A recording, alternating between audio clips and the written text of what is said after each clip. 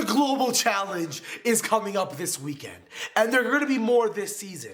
So I created 9 tips, 9 pieces of advice, 9 things that you should follow when it comes to building, battling, and succeeding in the Global Challenge. For those of you who don't know, the Global Challenge is a best-of-1 worldwide ladder tournament held by Pokemon on the Nintendo Switch in-game official competitions arena. Guys, it is really big, it's really good practice, and some could say it's really important when it comes to growing, but also qualifying for the World Championships. I qualified for the World Championships, and I did that using this advice, using that tournament where I got 45th in the world last year. Out of the tens of thousands of players playing, I was ranked 45th.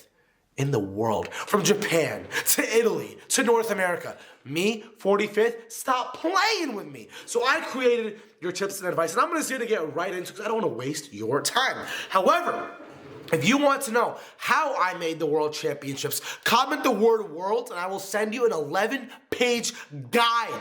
Free, 11 pages, literally for free, about step-by-step. I call it the Pokemon Worlds Roadmap. Comment worlds and I'll send it to you right now. Boom. But let's go into the video, right? So first, Global Challenge tips. 9 things. First, building.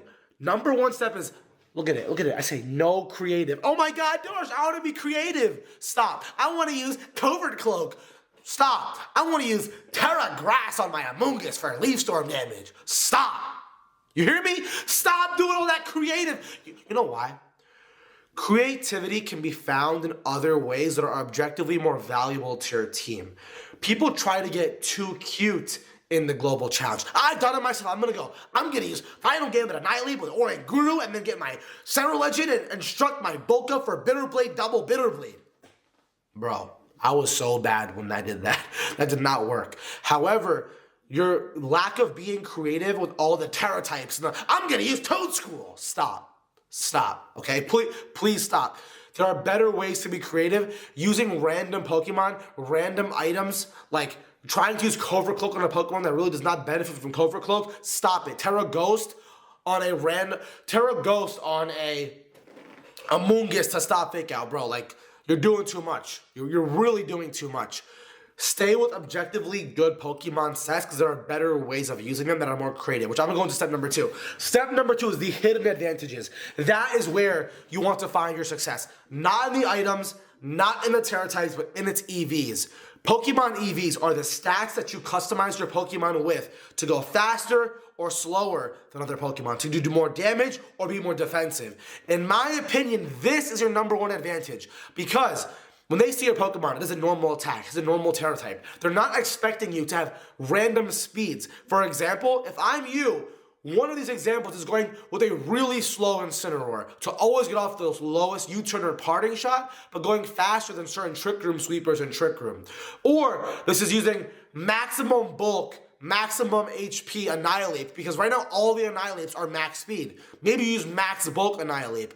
This is using Pokemon with standard sets, but different EVs that are used to catch people off guard with damage calculations and speed interactions. I did this last year in the Global Challenge when I finished 45th. Oh my God, people were shocked I was running the max speed Miraidon because that was the era when all the Miraidon were bulky and slow and strong. I was max speed. People were shocked when I was using really, really bulky Volcarona, where I needed 2 Quiver Dances to hit the normal, so my bulk was insane. People were not ready. I was surviving Moonblast without Light Screen on my Grimmsnarl with the way I EV'd it. I was really fast Grimmsnarl. People are not expecting these certain speed tiers. My Iron Hands was 92 speed, almost max speed. Why? So when I was fighting an Ogerpon, Rock, in Thunder Wave, my Drain Punch would go first. People who are not ready for this, that is your advantage. So, for example, if you're playing right now and you're using Dragonite, try Jolly max speed instead of Adamant max speed, or try max bulk. That will catch your opponents more off guard than using a funny item or a funny Terra type or a funny move, okay? The number 3 thing goes into building, right, is comfort and experience is better than anything. I've played in multiple global challenges, multiple best-of-1 tournaments in my life. My best close sheet best-of-1 performances were when I was actually using my best-of-3 teams. What? How does that make sense? Because your comfort leads to success. Straight up. If you have had to learn 10 different languages and someone else is speaking to you in just Spanish, they're speaking to you their whole life, your Spanish will not be as good as theirs. If I've played with rain, sun, side spam, dozo, this, balance, this, I'm not going to be great with it. Especially in a weekend tournament where in the global challenge, for those of you who don't know, the kinds of teams and play styles you will play against are all over the place. So why not use the one thing that you're expected, because you know the damage calculations, you know what to expect, you know the tendencies. So whatever they throw at you, you will be ready. Plus, you're already good with it. I did this every GC that I've done well. I've always stuck with my comfort styles, rain and screens. I do those two things. Guess what I'm going to be playing this weekend? Haha, you guessed it. I don't know if it's going to be rain, but it's going to be a Grimmsnarl, and I'm telling you that right now. So for you, in the building phase, I don't want you to be too creative. Use a team that you're comfortable with and mix up the EV spreads. Go faster on things that should be slower and go slower and bulkier on things that should be frailer. Like, for example, if you're almost no King Gambit lives certain fighting type moves, right? Maybe you try being max attack, max defense with Swords Dance. Example, compared to max attack. I'm not saying it's the most optimal thing, but those kinds of things that people are not expecting, like bulky Goldango, bulky Annihilate, in my opinion, those sets will succeed. Even like max attack Adamant Incineroar, using it for damage compared to bulk. Max, like, that's a unique way of using it, but it will catch people off guard.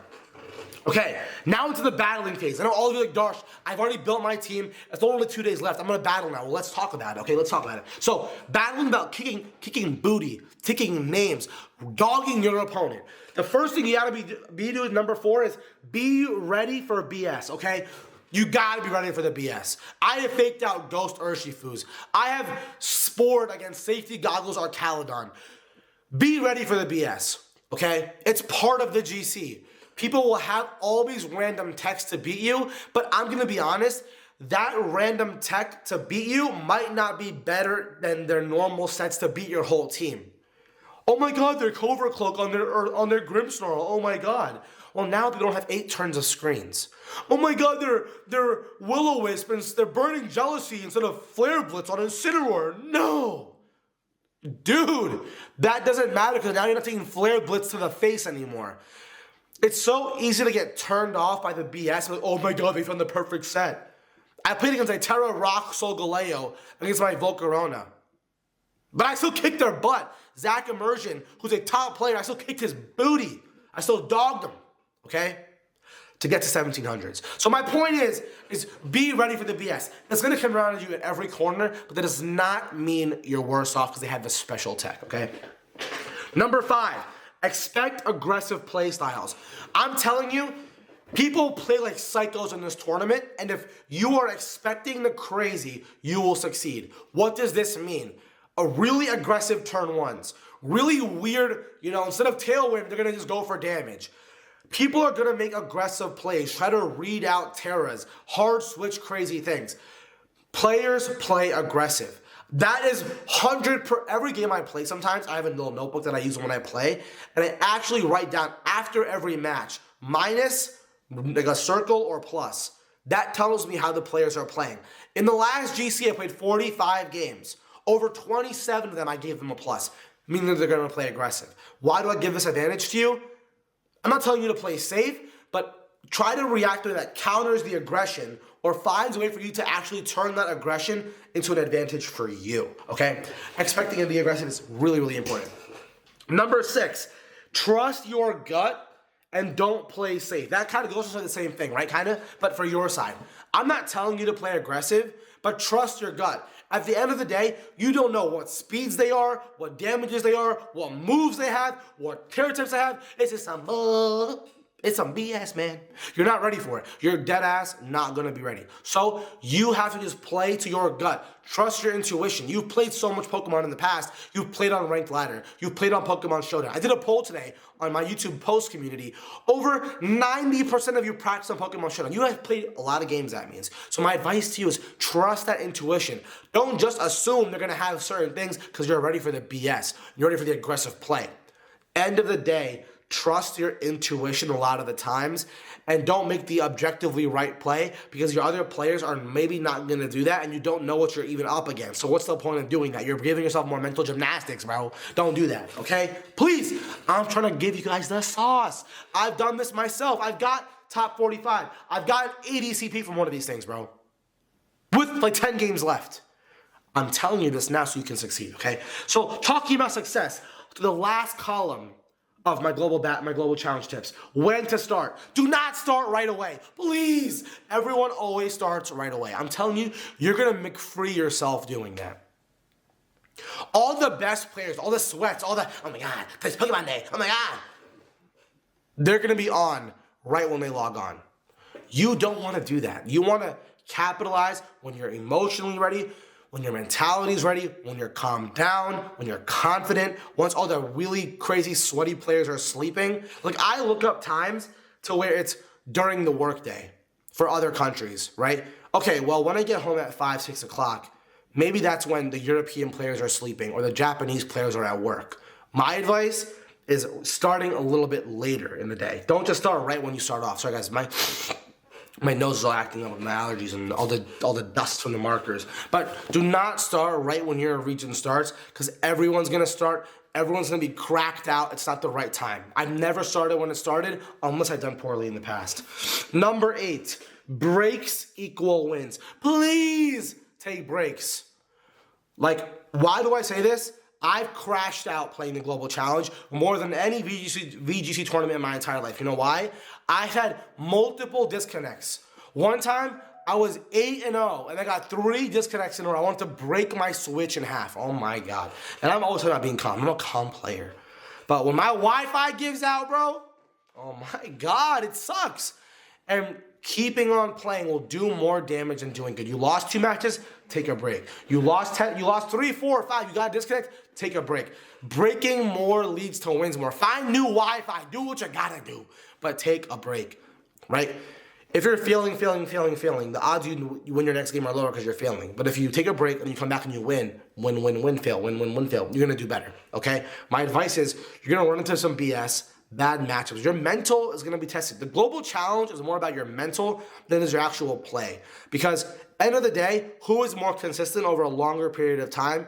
You want that to be you. You want to be ready, mental, fresh. So what you're going to do is take more breaks when the BS hits because the BS is going to be coming. You're not going to be ready and you're going to get disconnected randomly at some points too. So take breaks, it leads to wins, okay?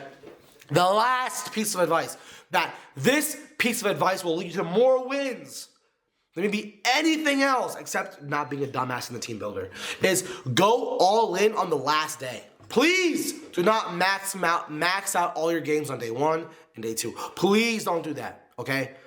Day 3 is when all the highest opportunity matches are because everyone might be higher rated than you. For those of you who don't know, if you beat an opponent who's higher than you, you will jump higher and lose more ranking. If you are playing someone lower than you, you will upgrade to a lower amount and you will decrease your ranking more in a loss. So on the last day, you're typically playing players that have a higher rating but aren't necessarily better than you. They just played more games and have a similar win percentage. I did this and I beat the 1812, ranked 1812 Michael Kelsch. That was a top 10 ranked ladder at the last Global Challenge. And I kicked his booty. I made the Michael Kelsch McFree, bro. And he's a really nice guy. He's my friend. But I bodied him. I body bagged him. So my advice to you is play on the last day. Your rating has so much more to gain. Your players are going to be playing against are way more tired than you. And if you have that mental advantage and you're not burnt out already, like all the other players playing on day 3 are, you're going to have a massive advantage. Okay? So just please go all in on day 3. And this literally got me to the World Championships. Okay? I'm not even kidding. This got me top 45. These 9 pieces. Again, don't be over creative. Find your hidden advantages in your EVs. Comfort is key. When you're battling, be ready for the BS, expect aggressive play, but trust your gut. And do not start right away. Take breaks when the BS hits you, like disconnects or whatever, and then go all in on day 3, okay? Behind me, I literally have a tournament prep whiteboard that I use for my coaching group, where I help 15 players make their goal to make day 2. We meet twice a week over a month. over 20 hours of work, and I made this into a whole YouTube video because my group loved it so much, so I made it in a video. And only has a couple hundred views, but this is what I've literally done before every tournament to make 4 day 2s, to make 2 top 8s, and to qualify for Worlds alongside the Global Challenge. If you want my Worlds roadmap, comment the word roadmap or Worlds in the comments below. And if you want to watch this video, I'm going to play it right here. Love you guys. Like, subscribe. It's your boy Darsh. Go win in that GC. Make it McFree. I'll see y'all later. Peace out.